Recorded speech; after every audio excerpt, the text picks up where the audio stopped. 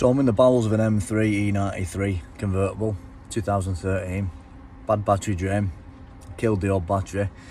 I think I've found it. I just talk you through what I'm doing and why it's such a pain in the bum. So basically, the first thing you do on these is just set the fault codes. Nothing really, other than battery drain. The relay and the fuse box, which I'll show you in a minute, was red hot. It means it's on all the time. Eventually it'll be disconnected after an hour or so. Sometimes it can't be disconnected if there's a problem, like something backfeeding.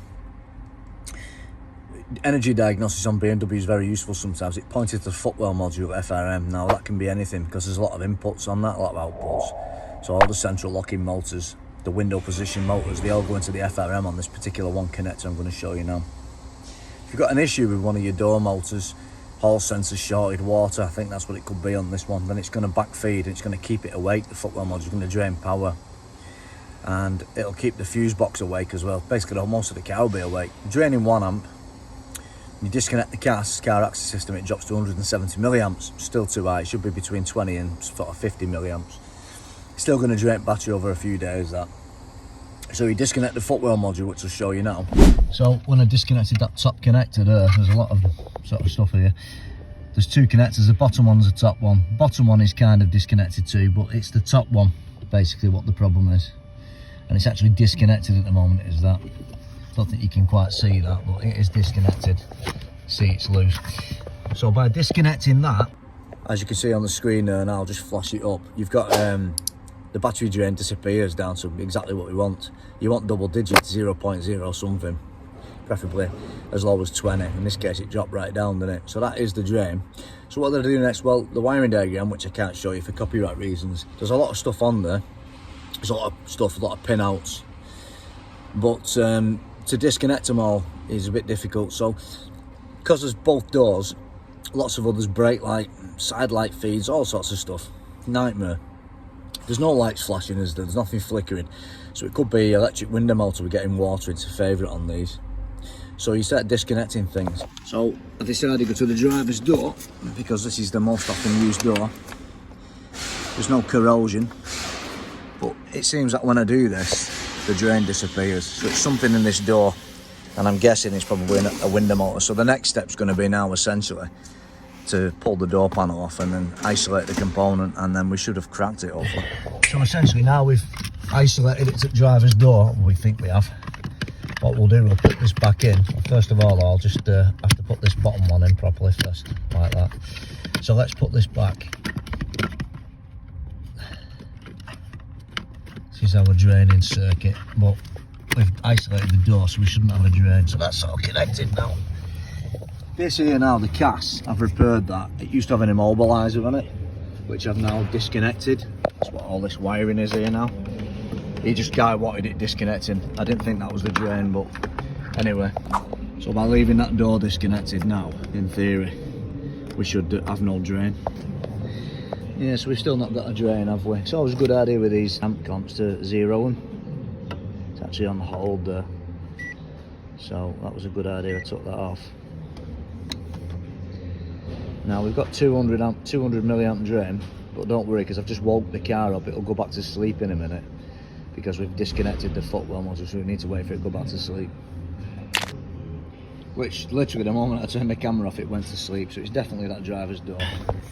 So what happens is with these, originally the original fault was this is the terminal 30 relay. So what this does, it powers things like the footwell module. Well, the footwell module also has to be powered all the time, so it can't be disengaged. But this powers some aspect of it. I think there's 2 power supplies on the footwell module, but this powers a lot of control units which can be shut down when they're draining power.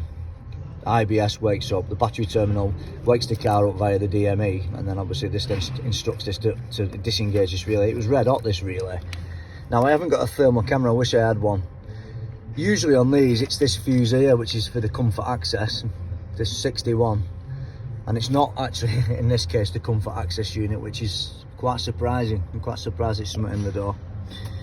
But essentially, because that's active, this whole fuse box is active. So the drain initially was 1 amp, which is huge. So what I'm going to do, I'm going to put this back on now, what I've disconnected. And I'm going to see what the situation is. So basically on the door panel now, which I've took off, obviously the speaker's off, the switch is off.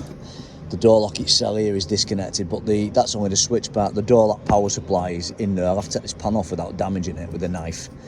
And then we've got the encoder for the hall sensor, which tells this window which position it should be. I've got a feeling there's going to be corrosion in that. I've got a feeling that's the issue, but what we'll do while these are disconnected, we'll rule all these out by just disconnecting this again now and then checking the drain.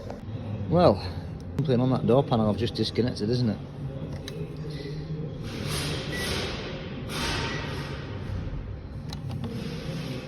So that's very intriguing, isn't it?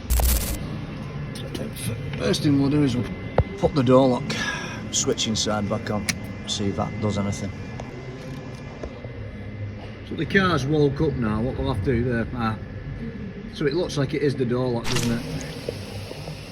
Well, there we are, 140 milliamps. Let's go to the door now and let's just disconnect it and see what happens.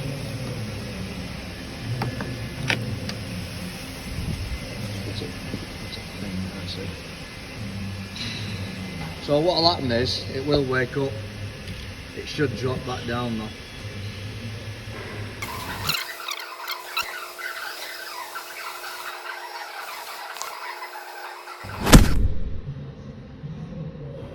There you are, that's definitely what it is. Fantastic. And that, my friends, is how you find a battery drain. So, combination of BMW energy diagnosis. So the old battery is essentially there, it's the Bosch one at the back there. And unfortunately it's totally goose because of the total drain. Well, I hope you learned something from that.